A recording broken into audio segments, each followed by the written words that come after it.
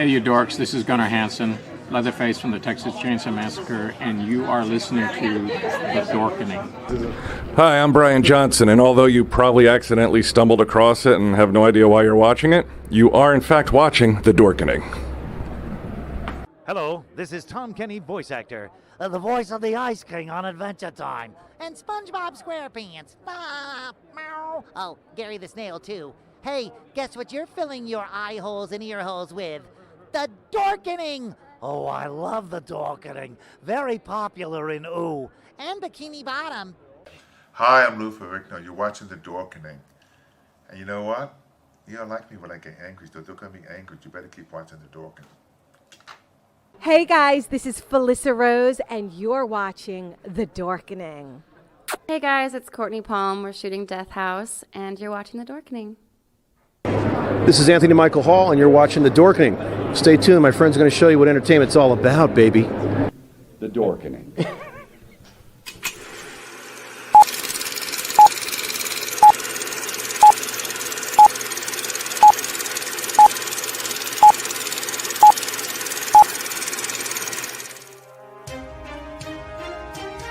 The Dorkening and all affiliated shows are not intended for anyone under the age of 18. The following may contain discussions or scenes that have adult situations, graphic violence, nudity, strong sexual content, and graphic language. This show is intended for mature audiences only. Viewer discretion is advised.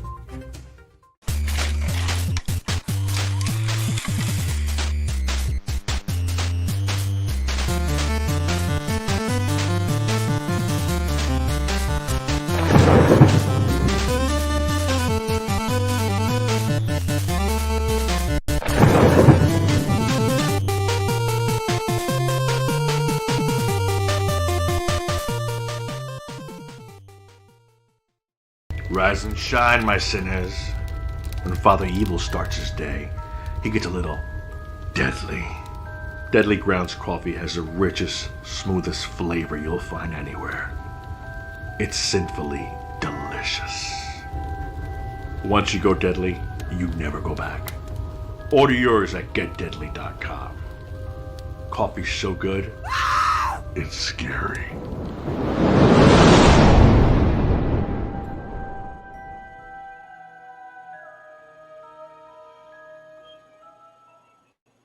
Hey, happy Wednesday, everybody. It is The Dorkening. We have an awesome show scheduled for you today. Tons of dork stuff to talk about. You know, Falcon and Winter Soldier finale, Mortal Kombat. And I know you got that music dancing in your mind there. Fortnite for some reason. Breath of the Wild, too. Lots of awesome stuff. But as always, Steven, how's it going? Hello, everyone. Powerful Brandon, how's it going? Going pretty well so far. Thank you. Hey, we got a little bit of an echo. Could that be from Tom Dog? You're frozen there, Tom Dog. That might be why we're getting the echo. I hope not. Oh boy. How's everybody doing? All right, here, let me.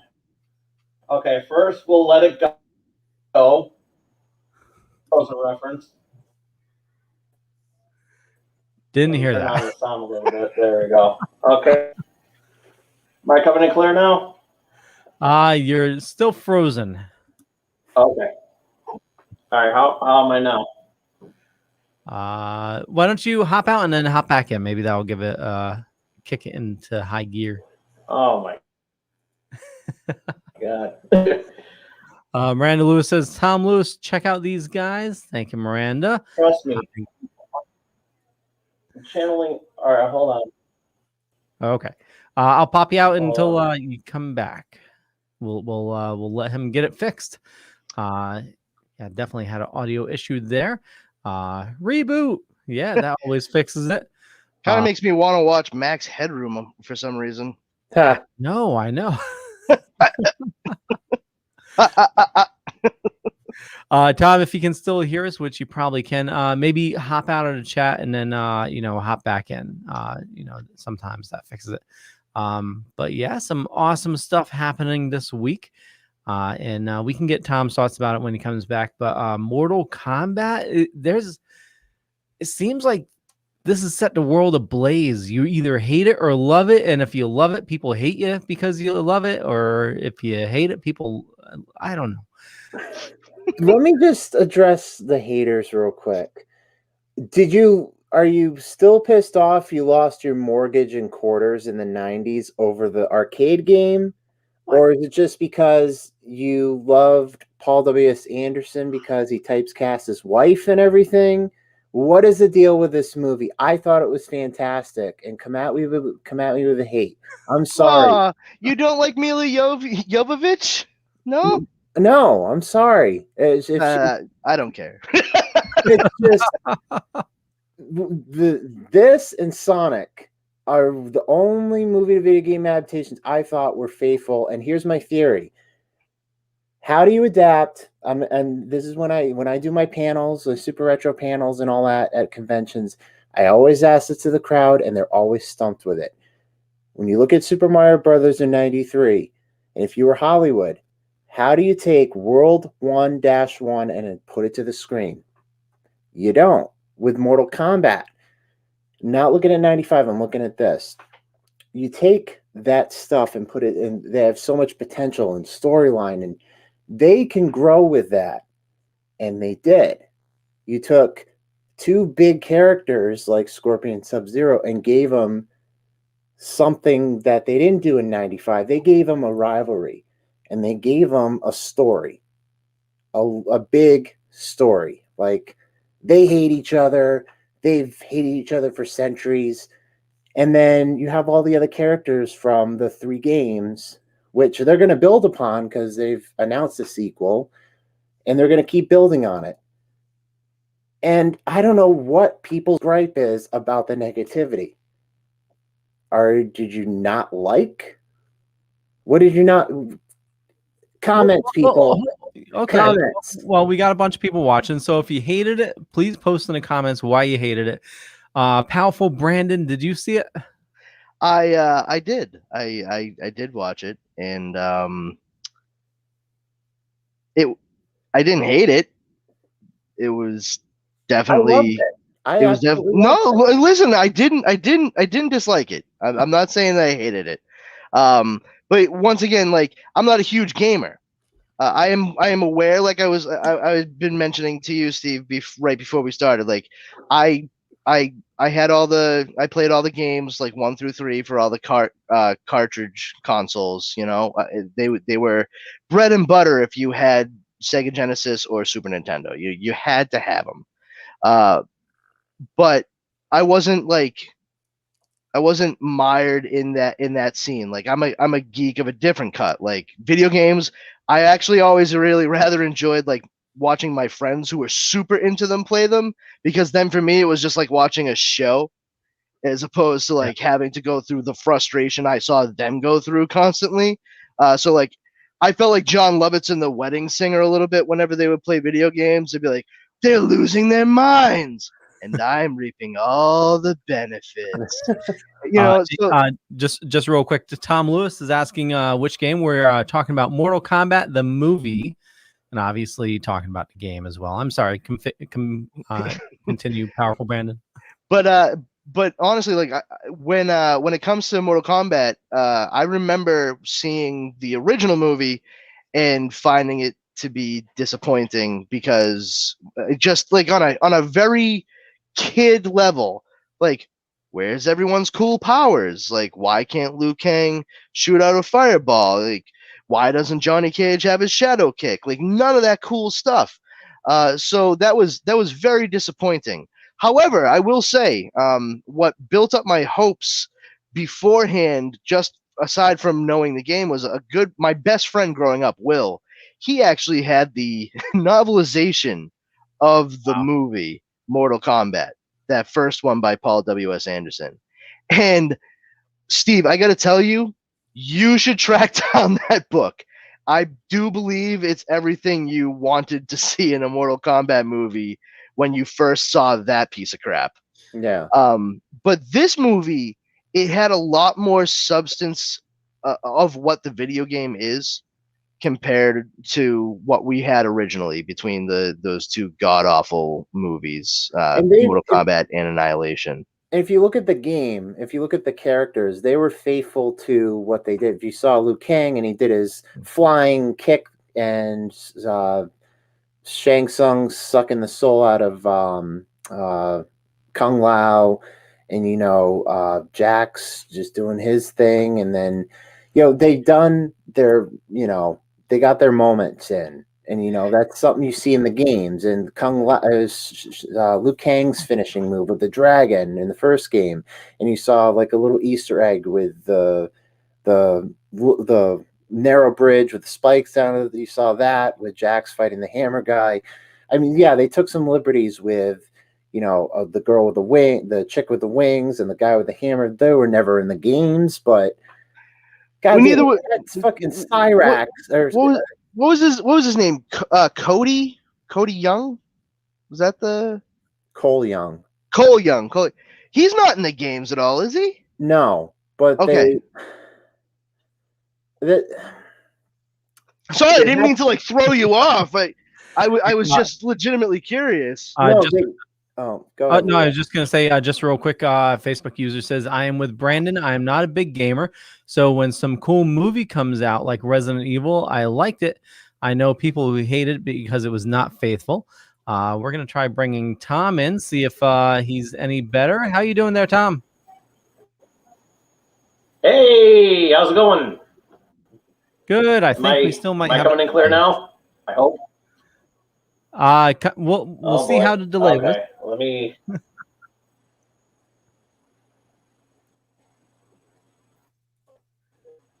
Always the technical issues. Yeah. We'll give you a couple more minutes, Tom, and I'll bring you back in a minute. Sorry to interrupt there, Steven. Continue your rant. It's not a rant. It's just my opinion that... It's not a rant. No, I agree, Steve. It's not a rant. If you want my rants, then support me on Patreon because you can get it every week. But this is just, I think, next to Sonic the Hedgehog, probably one of the better movie-to-video game adaptations we've got in the past 28 years. Do you think Uwe Boll did a better adaptation of House of the Dead? Absolutely fucking not. No one thinks Uwe Boll did better anything at any time than anyone. No one. Exactly. Even he doesn't think that. He knows it. Exactly. Do you think that Silent Hill was great? No, it wasn't. Depending on which side of the coin you're on, the horror community probably thinks it was great. Whatever. If you look at it, Mortal Kombat and Sonic the Hedgehog, of all the movie video game adaptations we got, they were more faithful to the game. Super Mario Brothers in '93, cult classic, and goddamn it, it was okay for what it was. Wasn't faithful to the game. It had its moments. It had some nods to the game, but it wasn't faithful to the game because it did not adapt the material from the game. Movie to video game adaptation means you take the material, adapt it to the screen. That's what Mortal Kombat did. Well, yeah. Mario Brothers did not. It's important too that they okay. Just because I'm fat doesn't mean I'm channeling Kevin James, but thank you. Anyway, so what I was going to say is one of the biggest things that I think makes something like Sonic the Hedgehog and this adaptation of Mortal Kombat work, for the most part, is exactly the opposite of what they did with that Super Mario Brothers adaptation back in the 90s, and that is they stuck to the genre primarily. Like you can play around with some details and what have you, but the story genre in and of itself, like Sonic the Hedgehog, you've always gotten like a little bit of a fantastical feel from those. Like, yeah, you have Dr. Robotnik or Dr. Eggman, however you want to refer to him. I call him Robotnik, which probably shows my age, I guess. But granted, you have all the like mechanical stuff, but it still seems like a one of those goofy fairy tale lands like you were used to in Mario Brothers. What's up, Leo? I'm confused. Is he not Robotnik anymore? No, they started calling him Dr. Eggman like 10 years ago, or maybe even more, like 15. It's Robotnik.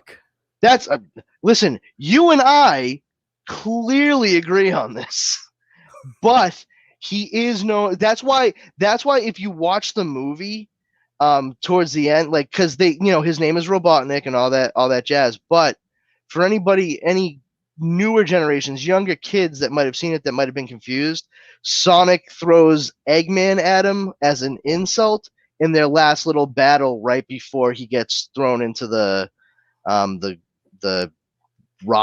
Mushroom Kingdom, which I thought was hilarious. I know. I was waiting for Mario to pop up or something. But what I was going to say is they stuck with the idea that it was mostly fantasy based. I didn't know it was originally Eggman, but I always knew him as Dr. Robotnik from day one. So Sonic one, yeah. Yeah. But the thing is, Eggman was from the Japanese version. Oh, okay. Well, that stands to reason. But the thing is, like, then with this new Mortal Kombat, they understood like it was going to be like an actioner with like that kind of fantasy element, but dark fantasy, because obviously you're going to have a lot of gore and violence, so you're going to have that atmosphere built up for that. With Super Mario Brothers, they took what inherently should have been a bright, fun, sunshiny adventure that took place in a fantastical land, a fantasy movie, a la Never-Ending Story, Labyrinth, that kind of stuff, and turned it into a sci-fi story. And that's where they ultimately failed. Like, there's so much that you can do, and people will take your hand, they'll go along on the ride for you, with you, but if you just completely pull the rug out from under them and try to basically reinvent the wheel, they're 9 times out of 10 not going to go along. Just to answer Facebook user's question, Are you talking about the? So yes. they say, what about Street Fighter, Double Dragon, Warcraft, Wing Commander, Need for Speed, DOA, Steven? Those sound like all movies that sucked. Street Fighter was okay. Double Dragon was next to Street Fighter. Okay. Warcraft, no. Wing Commander, okay. Next to Double Dragon and Street Fighter. Need for Speed, not kind of like similar to the million other Fast and Furious franchises until they send that one into space. Oh wait, they're doing that this year. And Dead or Alive, huh? Yeah. Steve from Super Retro says Dead or Alive. That's the best review I've ever heard. If I wanted to see a Dead or Alive film, I can just go to OnlyFans. Oh, jeez. I'm kidding. No, that's true, though. I mean, that's what that game was sold on. Yeah, pretty much. So the whole Mortal Kombat, just to bring us back on the train there, the whole love-hate, it reminds me a lot. And I actually I worked retail during this when the game came out for Genesis and Super Nintendo. And you had Genesis users that had the red blood and Super Nintendo users that had the green blood. And it was just, which one was better? Oh, actually, the Super Nintendo one had sweat. It wasn't green or anything like that. But you could punch in the code to get the blood. No, that was Genesis. Was it? It was a blood code. I don't know. Just goes to show off, and I played it. Like I said, I watched people do it. I don't care. I could have sworn, you got blood in the Genesis one. Yeah, you had to put in a code. Oh, no. Yeah. I don't think so. I could have sworn that the blood was part of Genesis. Yeah. And then you had to put in a code for Super Nintendo to get it. They even testified in front of Congress because of it. That was the whole thing with the, matter of fact, I just watched a documentary on it on, the whole, rating systems with video games and everything, and Nintendo, egged them on and said, hey, look at Mortal Kombat with all the blood, and we don't have blood. It's green, green smudge that comes out of him or whatever. Look at all this sludge coming out of his face. Sega, if you had the 6-button controller. And Robert says Dead Island and Riptide is cool. Oh, now you're just putting words together. Those aren't even things. Dead Island wasn't a movie, and I don't think they'll ever make that into a movie. I mean, if Zack Snyder keeps making zombie films, by the way, Army of the Dead looks awesome. Maybe he can do Left 4 Dead, which I would love to see that made into a movie. you know, all this Left 4 Dead love, people need to play Days Gone. You know, none of you? No, I'm lost here. I don't have the money for a PlayStation 5, so no, I've never played Days Gone. It's PlayStation 4. I'm gonna nip that in the bud right now. It's been out for a long time. You can pick it up wicked cheap now. I'm tired of your fucking excuses. Powerful Brandon, do you have a PS4? I do have a PS4. Have you played Days Gone? I have not. Get that game, you will shit yourself. Days Gone? Days Gone. All right, I'm writing it down. It's open world. Figure if you're doing like Walking Dead except open world. There's like camps of survivors, and there's like you need to be super quiet because like if a zombie hears you, they'll come after you. There's hordes of zombies. So not a lot of Irish people left alive in this game. Yeah, I know already. Yeah, you're this guy does what the hell was he from? My mind's a blank right now. But once you see the guy that plays him, the main actor, you've seen him like in everything. Okay. It's awesome story, awesome game. Like you have a motorcycle, you need to make sure it keeps full of gas. You need to go from like encampment to encampment, finding like things to like make shit and make weapons, and it's really awesome. And you can pick it up super cheap right now. Yeah, I bet, because it's PlayStation 4. Who wants any of that crap? Tom, did you play after they fixed all the bugs? When it first came out, a lot of people said it was like crap because it was very buggy, but they fixed a lot of the bugs. And like if you come across a horde, you actually need to plan out like how you're gonna attack. And like if you go to like a survival camp, and, $20. Yeah. If you go to like a survival camp and you're trying to like break in, like the alarms will go off, and then you have like hordes coming after you because the alarm. So you need to find out where the speakers are and disconnect them. Oh my god, it's so awesome. Is it good, Leo? Oh my god, yeah, it's one of the best games I've played in a long time. That and like Ghost of Tsushima is friggin' phenomenal. Have you played Ghost of Tsushima? No. Oh. I'll just. You could list a lot of games, and my answer just no. Ghost of Tsushima is a samurai game. Okay. So beautiful. It's just came out last summer.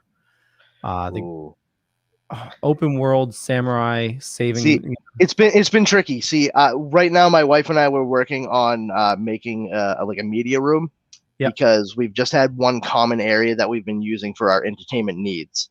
And for what I want to do, it would take up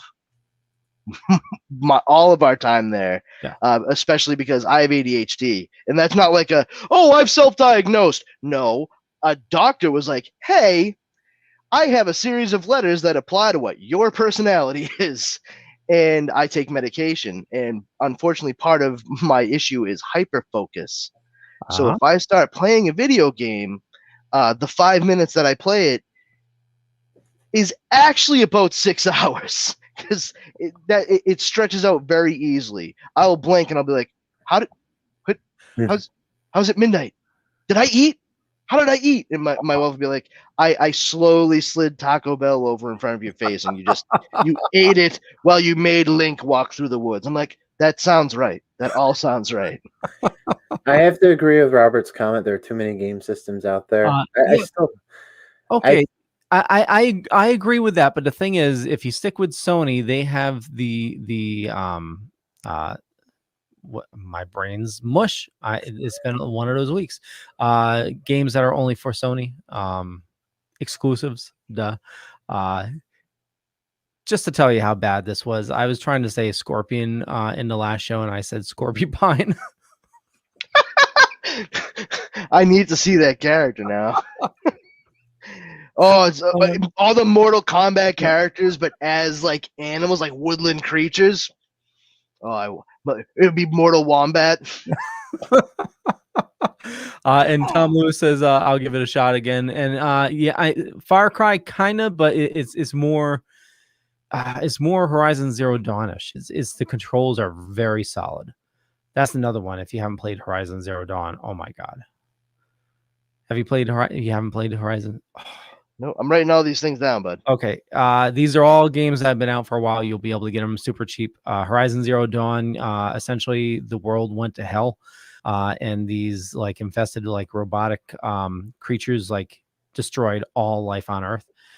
Humanity is like reverted back to like caveman type people. Wow. And these are some pretty upbeat storylines. Oh, it gets better, but it's open world game. You're this woman that can like talk to machines, and you're fighting robotic dinosaurs. All right, that sounds intense. Oh, it's robotic dinosaurs. That's a lot right there. Yeah, but the game is, oh my god, so fucking good. Yeah, I got that. Yeah, so I got like a list going on now. This is great. Scorpion, I choose you. Yeah. Gotta catch them all. Here we go. Sam Witwer was the main actor in Days Gone. Thank you, Facebook user. He played Aiden in Being Human, Ben Lockwood in Super. And he was the secret apprentice in The Force Unleashed. Yes. Yep. Yeah, eyebrows. Yeah. Yeah. I think the first thing I ever noticed him was actually The Mist, directed by Frank Darabont, based on the Stephen King novella. Who do you play in that? He was a character they made for the movie. He was a military guy. Oh, that was him. No shit. He was the one with the eyebrows. Yeah. Okay. All right. Yeah. But yeah, that was him. But yeah, he's done a lot of video game work. Yeah. Yeah. Cool beans. Yeah, so I mean, lots of cool stuff to check out, and the great thing with PS4, I mean, the graphics are still good, and it's you can get the game super cheap. Hell yeah. Yeah. I know I totally diverted us. Other video game stuff. Fortnite is in the news this week, and it's because I'm just looking at Steve, just like no. No. It's for a good reason. It's Batman fights Fortnite. So really, yeah, it's a special 6-issue series, comic series issues. Came out last week. Series with a video game. Well, so here's the thing: Batman gets sucked into the Fortnite universe, and he's like fighting all these people. But so it's not like a DLC for a video game. It's a comic series. So it's a comic series, but with each comic, you get like a digital download that gives you something special in the game. That's pretty cool. Okay. Yeah. I mean, if you're into Fortnite, then fuck yeah, man. It's right up your alley, right? I mean, even if you're not Batman stuff. Exactly. Batman kicks ass, you know? I mean, no, he doesn't, but Batman stuff. I don't actually do like Batman. I don't like the oversaturation and overuse of Batman. There is a difference. Batman as a character in some of the stories, not every single story, really good. But like, he cannot possibly be that fucking important to everything that DC and Warner Brothers does. It's fucking ridiculous. Sorry. Anyway, so Fortnite and Batman, that's really fun for the people that play that game. Yeah. I'm sorry. Razak, what? I don't understand your question. They want to see the full graphic of your t-shirt? I don't know what you're talking about. Oh, are they talking about my t-shirt? Or mine. Or Steve's t-shirt? Because I don't have an earphone. I mean, and the microphone's not in front of me. It's like down. Yeah. No idea. What? Maybe they're looking to steal the design and write a bot about it. Robert says, what do you think about the superheroes versus Mortal Kombat? I haven't seen that. Superheroes versus... Oh, you mean DC Universe versus Mortal Kombat? Yeah. Marvel versus DC versus Mortal Kombat. That was a game. No. I thought the game was DC Universe versus Mortal Kombat, because Marvel and DC would not be in a video game like that together. It's Marvel versus Capcom, and then DC Universe versus Mortal Kombat was like their answer to that long-standing game series. That was my understanding of it. Yeah, and they did what was it? There was a DC series specifically built on a Mortal Kombat engine that was totally kick-ass. And the storyline, they actually turned it into a comic series where essentially Joker kills Lois Lane. Well, isn't that the video game Injustice that they they made, and then they did the comic series based off of the video game, right? Yeah. So yeah, they did a comic to coincide with the video. Yeah. So is that series still running? Injustice? No, not recently. I haven't seen it on the shelves anyway. I know it was very popular. A lot of people were really into it, and good for them. I'm glad they enjoyed it. Yeah. Hey, Tom, did you see Mortal Kombat? Hey. Yes. Oh my God. Did I see it? All right. First off, everybody, am I coming in clear now? You're coming in clear. There's a bit of a delay, but we'll see if we can make it work. Okay, we'll make do. Hey, I'm sorry the technical difficulties and everybody and everything like that, but I'm glad to be here once again on the Dorkening podcast. For all of you who don't know me, I'm Tom Dog. 247 all day, all night. How's it going, everybody? All right, Mortal Kombat. Saw the movie, love the movie. Definitely a factor from the 90s movie that we got, which the first one was okay. Second one, the least we talk about that, the better. Because that was an annihilation all to it.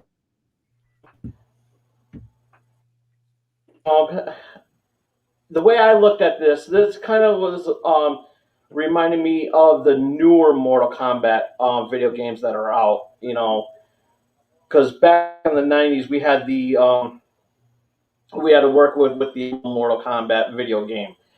So I kind of looked at it as the rebooted Mortal Kombat video games that they had. You know, yeah, they had Mortal Kombat 11 and everything like that. So I'm thinking about more in line of that they're basing it off of 9, 10, and 11, which definitely has that feel of the newer Mortal Kombat games. That's how I looked at it. Cole's character definitely in my opinion, should be a DLC for Scorpion, since seeing as how he's a descendant. You know, if they don't tie him in somewhere within the Mortal Kombat 11, because they're always up to the game, always with tournaments and stuff like that. I hope they tie him somewhere with and since he's bloodline for excuse me.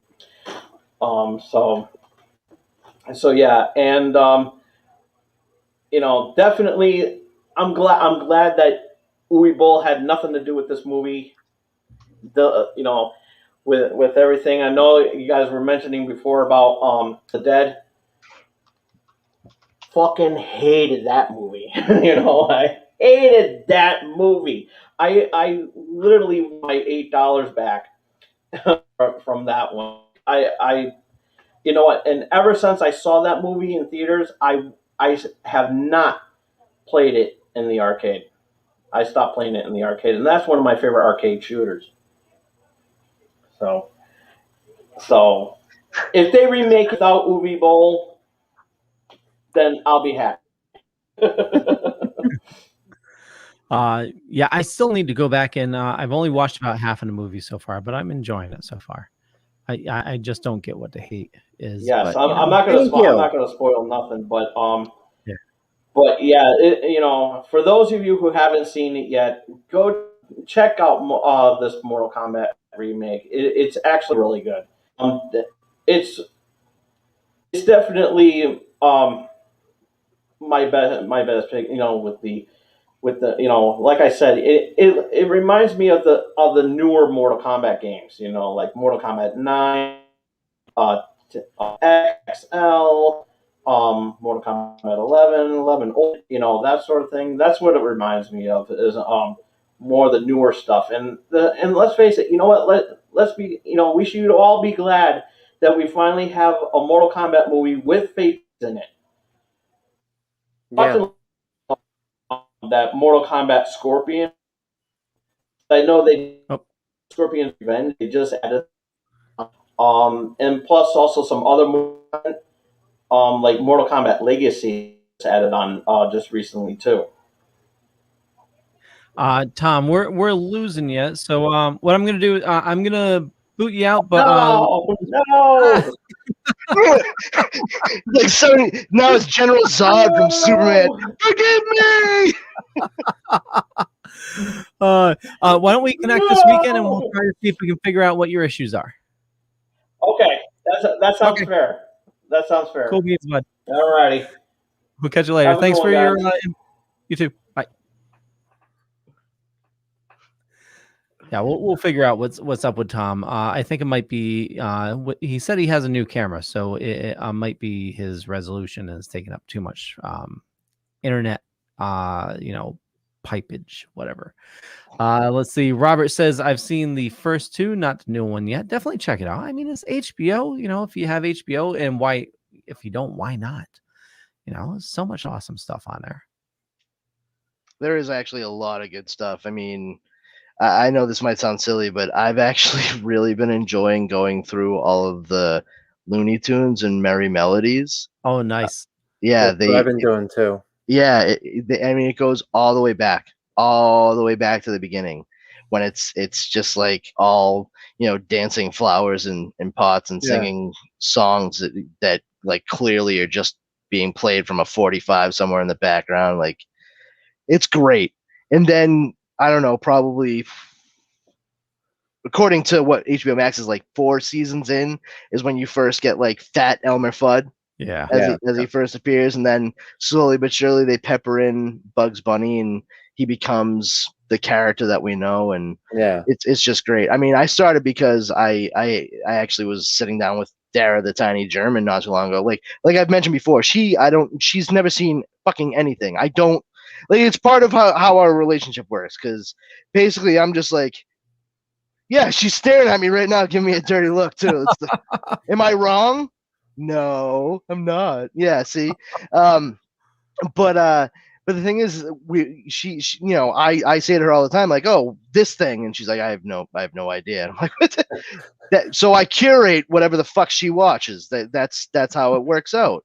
Well, I mentioned something about Looney Tunes, and I knew what it was because I'm a giant fucking geek, and I was like, oh, it's like the Duck and Muck episode of Looney Tunes, and she was like, what? I was like, Duck and Muck.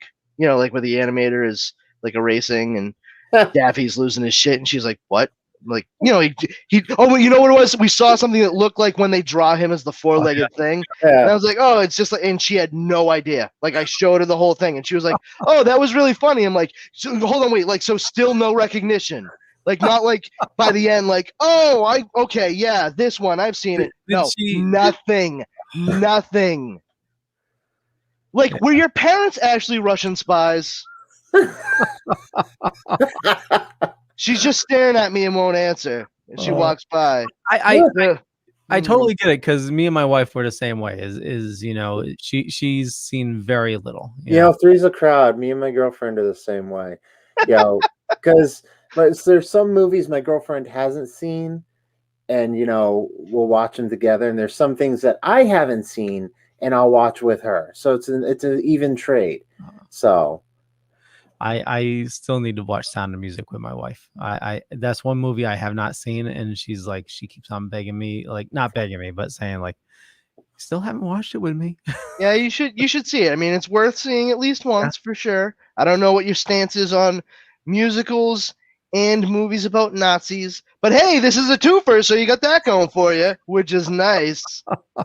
That's the same with Bed Knobs and Broomsticks. I don't know what your opinions are on that. Musicals and movies involving Nazis. I mean, sounds like a movie night to me. Yeah. Speaking of Nazis, wonderful segue. Hold on. Justice Society World War II came out. Man, Did Go you ahead. get a chance to watch it? Yes, I did. It was I thoroughly enjoyed it more than I thought I was going to be perfectly honest. It was really good. It's I don't know where this falls into the DC canon for the show. Well, the movies. it's funny you say that because shortly after I watched the movie, I was trying to posit exactly that out loud. It looked eerily like a conversation with my wife because she was there and she was listening, but I wasn't really talking to her. She was just letting me get it all out of my face. Yeah. And I was just like, where does this fall? I don't even like, so hold on. Maybe is this, I just went through all this stuff and I was like, I have a better idea. I'll use the supercomputer that I keep in my pocket and I'll look up some stuff very quickly. And as it turns out, one of the things I did not realize fully is that after we started with Superman Man of Tomorrow, which was directly the next movie after Justice League Apocalypse War, everything leading up to and through Apocalypse War is what's considered the DC animated movie universe. Yep. So the DC AMU, which is not something that I would really honestly knew up until today. Yeah. But because of what they did at the end of Apocalypse War, that's done. They've straight up said like that animated movie universe is kaput. And now there's this new thing. It looks to me like what we're doing is where Man of Tomorrow is your starting point. And now this is how the Justice League gets formed, which I found to be pretty endearing because it very cleverly combined elements from the comic books in a new way to tell a different, fun, and titillating story. We got to see the Justice Society at play during World War II as a secret faction, secret mission, Black Ops kind of thing, which I really liked. There was no like real fanfare for it. They kept it on the DL, which you would think a government trying to use super powered beings to fight a war for them on any front, they would probably want to keep it hush hush. Yeah. But then with the way Barry ends up back there, I mean, you see it. He runs after. I mean, I don't know. Are we trying to not spoil things for anybody here? Or? I mean, we can spoil a little bit. It's still Okay. a good watch. All right. So Barry, he ends up. He's fighting with Superman against Brainiac, and he chases after a kryptonite-laced bullet that comes out of a cannon that Brainiac shoots, and just as he's about to close his fist around it, he is like sucked into a Speed Force like time tunnel, and all of a sudden he sees like a translucent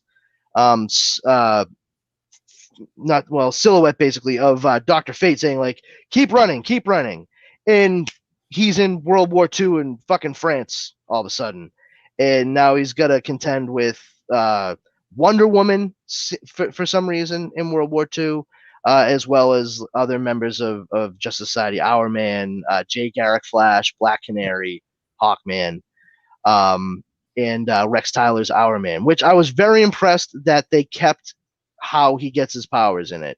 Hourman in this takes a drug that he created that gives him enhanced strength, agility, and speed for an hour. It is not some device. It is not some magical thing. I understand why they've had to change that in some of the iterations they've done, particularly outside of the medium of comics, because they don't want kids thinking, I'll just take these pills and I'll be a superhero. But it was really cool to see it done the way that it traditionally is taken care of in comics. But as you're going along in the story and Barry Allen is trying to figure out why he's there, I was very impressed that they the reveal of where he actually was. I don't want to blow that for anybody to like see the movie, but they also combined the idea that Barry Allen is the one who said, "Hey, let's form a league because all of us together are more powerful than any one of us alone." And that giant purple fucking starfish was a real pain in the ass. Maybe we should work together. And they were like, "Oh yeah, okay." Now they retconned it a little bit later, and it's become sort of accepted canon since then, like in the 70s, 80s, 60s, 70s, sorry, when it was revealed that there was actually an Earth 2. That's when we understand that through like different vibrational frequencies, Jay Garrick is the Flash for the reality he represents, and Barry Allen for ours. But Jay Garrick was a comic book character, the Flash, for Barry Allen in the 80s by the time we get to him there. Oh, wow. And so they actually made it that Barry Allen was inspired to become the Flash by reading those adventures because he was a comic book geek. But he changed the costumes so he wouldn't get sued by the company that owned the character Jay Garrick. And then he later finds that Jay Garrick is a real person in a different reality where he is the Flash. And not only that, the Keystone City that he lives in is actually the city that's supposed to connect to Central City where he lives. So they blah, blah, blah. They get it all together, vibrational frequencies. That same kind of like vibrational frequencies, like phasing through shit, that comes into play in this movie. They combined all of these ideas and made something new completely by peppering it all throughout a World War II tale. Like it was fucking magnificent. And I honestly have to say the beginning and end credits for the entire movie, they did it like exactly like an old time movie / newsreel. I fucking loved it. Oh, the titles. I mean, it was like I was watching a movie from that era. It was just honest to God, like you see those opening credits, it's like the Guns of Navarone. I mean, it's like it's the same kind of titles, like title cards you would see at the beginning of like The Great Dictator by Chaplin. Just like that or even because it was such a trope for opening sequences, opening title cards, like stuff like what Orson Welles was doing. I mean, it even made me think a little bit of the lettering he used for Citizen Kane. So they mired themselves in the look of it, and they show a city at one point that's getting attacked, and anybody that does see the movie, just use your pause button and really pay attention to the amount of detail they put into the Art Deco design of every building and the 1930s to 40s look of every vehicle. It's beautifully rendered, and on top of it, if you squint and you're a huge Batman file, it's almost like you're watching an episode of Batman, The Adventures of Batman from 1992. Oh, the Bruce Timm. Seriously, there was so much resemblance. Like to look at it, just the subterfuge for a few seconds, you'd be like, "Oh, what Batman episode is it? Oh, that's Black Canary. What the fuck?" It was really good. Yeah, definitely had Bruce Timm feel. Sorry, what were you gonna say, Steven?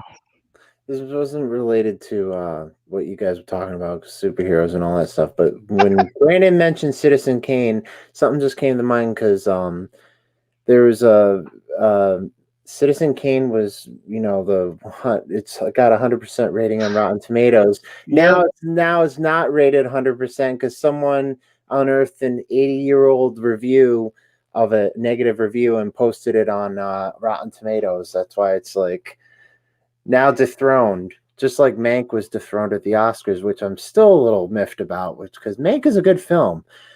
If you want to know how Citizen Kane got made, check out Mank. I still need to watch that. It's good.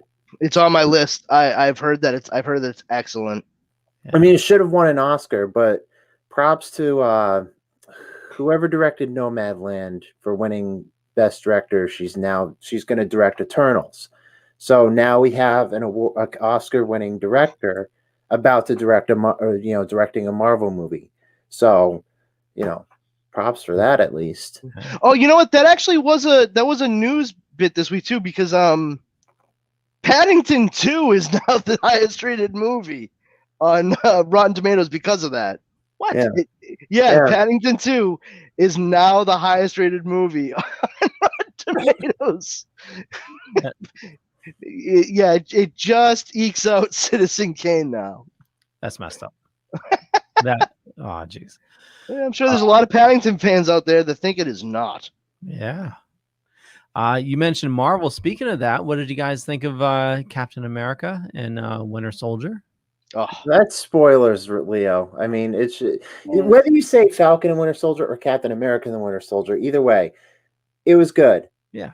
It should have given us, one more episode or a few more episodes. It was, I agree with James last week. 6 to 7 episodes is like, if they're doing this, TV show route, if that's like their butter zone. But if they gave us like one more, I would have been happy. I think 6 episodes was. Well, I mean, go ahead, Leo. Go ahead. I was just going to say they need to leave you wanting more because this is going into the movies. Yes. Yeah. I don't think that we're going to be seeing numerous seasons of any of these series that are showing up. Like, and that seems to be an assumption that a lot of people are operating under. I think they did exactly the right thing with ending it the way they did because it made you want more. Exactly. Yeah. And here's the thing: they've been saying this is going to lead up to a Captain America 4, and the ending of the 6th episode may be setting up Secret Invasion. It can set up more than one thing at once. Yeah. So the avenues are open for everything. Yeah, but that's exactly. I mean, that's I think what they're trying to do with these limited series for sure. Because you have that seed, but then the roots, it all spreads out, and you can kind of get those tentacles spread along and see what sprouts from that. I mean, I think they're doing an amazing job of it, both with WandaVision and Falcon / Captain America and the Winter Soldier at this point. I've been wholly impressed by just the execution altogether on both a storytelling level and, quite frankly, a marketing level. It's staggering. It's something to behold. I will say that my co-host brought this to my attention when we reviewed the entire series this morning, and it never occurred to me. I didn't even think about it, but it wasn't how, but when this series, Falcon or Captain America: The Winter Soldier, was released, around the time of, something going on in our current news and media with a certain storyline, kind of like in Disney with their history, maybe they could have waited like a couple weeks or released it around the same time of WandaVision. It was just I was just like, you're right. But hold on, what do you mean? Like they should have released this when there was like a couple weeks of WandaVision left? Is that what you're saying? Yes. No, I disagree with that wholeheartedly, man. That they're doing this for a very particular reason. First and foremost, they're wisely spreading out the entertainment value of these shows altogether, because there's not a whole lot of new content that's being generated across the board, not just Disney, but for a lot of places, a lot of people, a lot of sites and what have you. But secondly, it acts as a better lead into anything that might be bigger coming up, such as Loki and then Black Widow, which a lot of people have been waiting for quite some time at this point. Minus one person that's on the show. He thinks it should have been. No, it should have came out a long time ago, and I'm at the point whether I'll watch it, yes, but if it doesn't come out, it's nothing lost. I'm past the point of anticipation for it. I was referring to James, Leo, not you. Gotcha. And Robert says they're making movies from comic books. Yes, they're making a lot of movies from comic books, and the shows we're getting more character development from the shows than we would in the movies, and I think that's a great way to do it. And that's one thing Yeah. I like about Oh, it. Robert, wait till you see what they're doing with Archie, man. It'll knock your socks off. There's the one thing I like. I agree with you, Leo. Is we're getting a lot of character development, and especially Falcon and Winter Soldier. You got a lot of character development that you didn't get because Falcon was taking a backseat to Steve Rogers. Winter Soldier got a little bit of character development, but not a lot. You see that these guys got a lot of character development. Yeah, and a big part of that, a big reason for that, and it's I see it as a bonus. I see it as a plus. Is that with comic books, the status quo has been maintained for a very long time, and I'm just talking about characters never change. There's actually only so much character development you can do within a story, within storylines, and for different people within a story, until everything is just repetitive because you never allow them to grow past a certain point. It's one of the things that drives me. I love comic books. I love superhero comic books too, especially. But I honestly hate that they're stuck in like the same age forever and ever and ever. You never see anybody grow old or grow out of what they're doing. It's one of the reasons why Invincible, I think, is one of the best superhero stories that I've ever read. It's why my favorite all-time comic book, for the big two, is it's called Superman and Batman Generations. It's an Elseworld where Superman shows up in 1938, Batman shows up in 1939, and everything just goes forward from that point. They age, they start families, they have legacies, other people take over the mantles. You see the heroes that form in the 40s, 50s, 60s, 70s, 80s. It's phenomenal. John Byrne wrote and drew it. It's incredible. It was so popular they made a sequel, 4-parter. The first 2 parts 1 and 2, were 4-part prestige series, and then they did a part 3, which was a year-long series in issue form. 12 issues, and John Byrne wrote and drew the whole kit and caboodle. But now, with these movies and television shows coming out, actors and actresses age. They have no choice but to move stories forward. Yeah, all right, I'm sorry. Most of them age, and thank God Rob Lowe isn't part of the MCU right now. But the thing is, it's like, they need to do it because legacy is going to be important as more and more movies are made. You need to set something up so that people can depend upon the stories and brands essentially that they're establishing. That's why it's a big deal that we've seen a more grown up Cassie, for her to end up becoming Stature, and that we've seen that Wanda in some fashion has 2 sons, and they will likely be back. We saw Isaiah Bradley's grandson. Yep. All these different things leading us to, especially as geeks that are in the know, to understand that, they're going to form the Young Avengers. Now the key is getting it to the point where we see an Avengers team formed with all these new folks that are populating the stories now, and by seeding everything, like I was saying, like, they're making the audiences ready to accept it all. But the only reason that it's believable is because of the development they're allowed to do. If everything had to stay the same, though, it would be over so fucking fast. If they, like, a lot of people complain about, like, why isn't this just like the comic? And I know you guys have heard people complain about it. Absolutely. And the reason why is because what works in a fucking comic doesn't work in real life. It doesn't work in a film or a fucking television show. Like, wrap your head around that, absorb it, and then you'll actually fucking enjoy the fact that, so that sucks that Iron Man's gone. But you know something? They already set up years ago that a young girl, Riri Williams in the comics, but she becomes Ironheart, and she is essentially like the next gen Iron Man, because she's just as brilliant as Tony Stark was, and she starts basically taking his tech and figuring out where he was going to go next, and there you have it. You have your next generation hero. Like that's the way it should be. And that's what the MCU is geared towards. People who read comics, you'll find a lot of people who are like, oh yeah, progression, let's do it. Unfortunately, those are not the vocal folks. Yeah.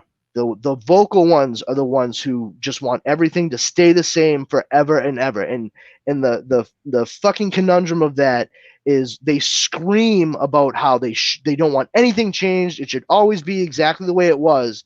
But can you please make it better and more interesting? Which one is it, asshole?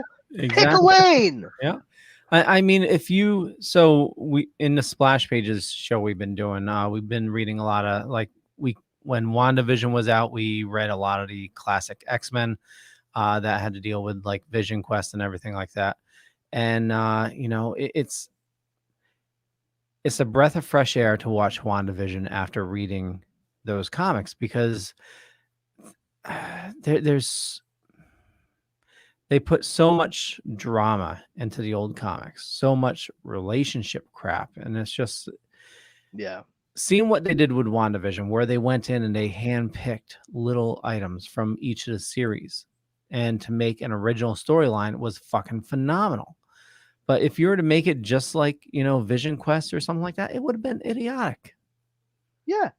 I mean, and that's the other thing that gets me too is like, aside from being too beholden to a story, it's the same thing with a lot of the very, very high up Star Wars geeks. Like, I love Star Wars, but I'm not super mired in it. I don't hold it against anybody. Like, I think if you can rattle off Star Wars facts the way I can rattle off like Superman facts, more power to you. That's fucking awesome. It's just not my bag. I've always liked the movies, and that's pretty much it. I never got into the books. I never got into the comic books because, and keep in mind, like I'm a reader. I love books. I love comic books. For me, Star Wars was a movie series, and I knew that that's how the story was told. So for me to read the books and comics, I was like, that sounds like a great way to spend some time, but it doesn't really matter for what they do in the movies, right? And people always would say like, well, if they make those sequels, if they make those prequels, it's gonna be, and of course it never was. Yeah. But like, when you had the prequels and you had the sequels made, a lot of those same folks were like, they should have just, why, I don't understand why they didn't adapt this trilogy. And it's like, because they didn't want assholes like you walking into the fucking theater ready for every single thing that was about to happen on the screen. Oh, yeah. They're always like, nah, that's not what would happen. I'm like, yes, it is. That's exactly what would happen. You would sit there and just be like, oh yeah, look, I know what happens next. Come on.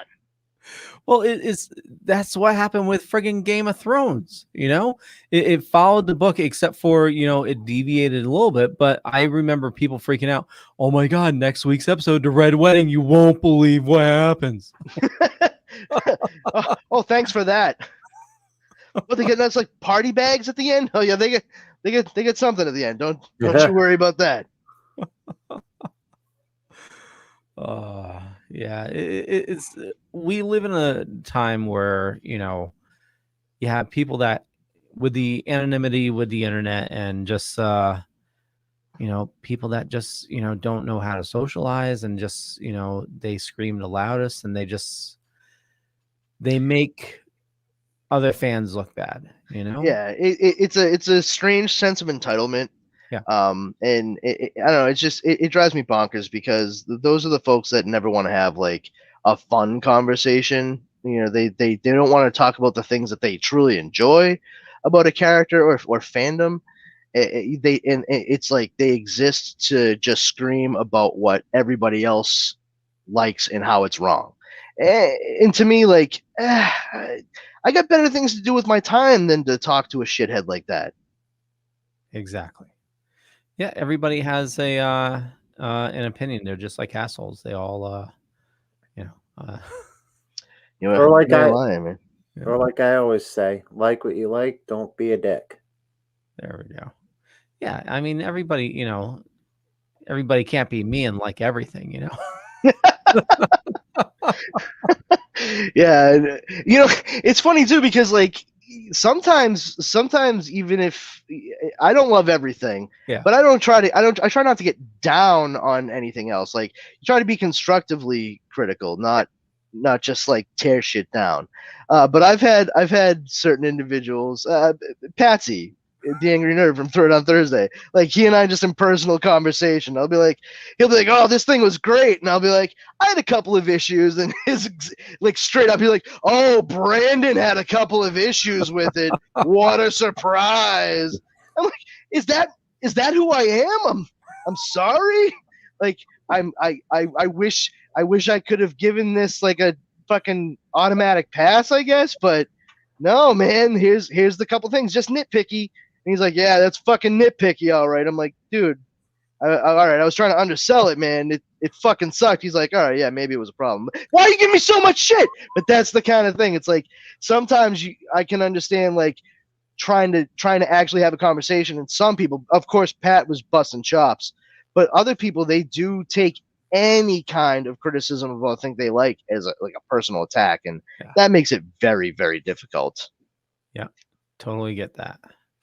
I know we are running on time. I just want to bring up real quick, Nintendo, as from what I've read, they've stated that they will sell, I believe, 250 million games this year, and apparently their previous high was 200 million. So Nice. people are saying that we are going to get Breath of the Wild 2 this year, but I should probably finish part 1. Also, they I don't mean to step on you, Leo, but they also said that even though E3 is going to be, virtual this year, Nintendo said they were going to make a big announcement and something Zelda 35 was going to be coming. That's what the speculation was. So, so the thing I was reading was saying that, even with Breath of the Wild 2 coming out, they won't be able to make that 250 million unit estimation. They said there has to be more in the pipeline. They said the biggest year, like Breath of the Wild 1 and last year with, what was that, Animal Crossing. Animal Crossing. They did 200. And that was a crazy year, and how hard was it to find systems and games, Oh, if they kept going with Super Mario 3D All Stars, they'd still be selling copies. But we're not raining on their parade. I know, but so they're estimating possibly some other big releases, maybe a Mario Kart 9. There's possibility with Metroid. There's some rumor of a 2D Metroid. So we'll see what happens. I don't know, man. I'm just glad that Oddworld Soulstorm is finally available for me to play. That's all I fucking care about. What's that on? Is that right now PlayStation? I believe. Okay. It's the sequel to Oddworld: Abe's Odyssey, or they re-release it Oddworld New and Tasty, but it was like next gen but side scroller that they made for the PlayStation 1, and they just they redid it, the first one, a couple years ago, and now they're doing the second one. And because I'm not very adept at 3-dimensional video gaming, it really appeals to me. Nice. Yeah, so like I'm jonesing for it. Robert says stick with one system. You can, but PlayStation 4 is definitely a must. Whenever PlayStation 5s are available, but it's good to have a Switch as well because I just have my Switch to play Zelda. I mean, that's literally the reason I bought it. Link's Awakening and Breath of the Wild. Yep, exactly. I think I picked up Mario, and I think I have maybe like an hour into it. Oh, dude, Odyssey. Yeah. Oh, play it. I did the same thing. I was like, all right, I guess I'll dick around with this. And same thing I mentioned earlier about the ADHD. I was like, I have to get all of the stars. Like it was, it's so good. It really is. It's a lot of fun. Yeah, I'm stuck on Breath of the Wild right now, just trying to like upgrade all the weapons, and that's such a pain in the ass. I still I haven't beaten the game. I've only freed 2 of the beasts, So yeah, I still have a long ways to go, but I'm enjoying it. Robert says you're an Xbox man. He's an Xbox man. Sorry to hear that. I mean, well, Our condolences, Robert. no, I mean, I know people love Xbox, and I'm not gonna, down you for what you love. Everybody loves what they love, but PlayStation has better exclusives. Whatever is on, most of the stuff that's on Xbox, you can get on PlayStation, but only on PlayStation you can play Days Gone, Horizon Zero Dawn, Predator Hunting Grounds, which I still want to play because. Okay, well, on that note, no, it's again back to the movie adaptation thing. It's like you're playing. It's like Friday the 13th, the game, playing the Predator or Marines, and you're in the jungles. You didn't even play Schwarzenegger, for Christ's sake. Get to the chopper. Yeah. So on that note, Brandon, where do you like people interacting with you?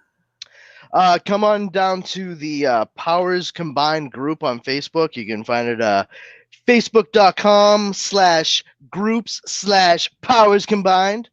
You can also follow me on Twitter at Brandon's Powers, and on Instagram at this Brandon has powers. And just stop on by, drop a line. Yeah, and definitely join the group. Awesome group to be a part of. Thank you. And Steven, what about you? Super Retro Throwback Reviews on Facebook, Twitter, Instagram. You can follow our two shows, Super Retro Throwback Reviews, The Audio Files, and CSI The Vegas Files, both on the Dorkening Podcast Network and all major podcasts and distributors. Episode 143 just came out this week, and we taste tested Mooby's beer. Mooby's has their pop-up shops, pop-up restaurants throughout the country. I think they're in Texas now, but they were selling beer, and we taste tested it on the air, and it was pretty damn good if you went to the Boston pop-up restaurant. And it was, but anyway, I'm here every Wednesday, and we have a Patreon, patreon.com/Super Retro Podcast, and I've never pushed this. The day.com contests, Best of the Best, Reader's Choice Awards, Arts and Entertainment. Go to local radio /podcast host and Super Retro Throwback Reviews and nominate. Maybe we'll finally get an award. Thank you.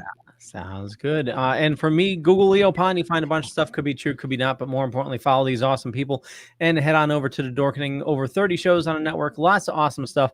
Robert says you guys have a great night and be safe. You as well, Robert. And thank you guys for watching. Powerful Brandon, don't go anywhere. We'll catch you guys later.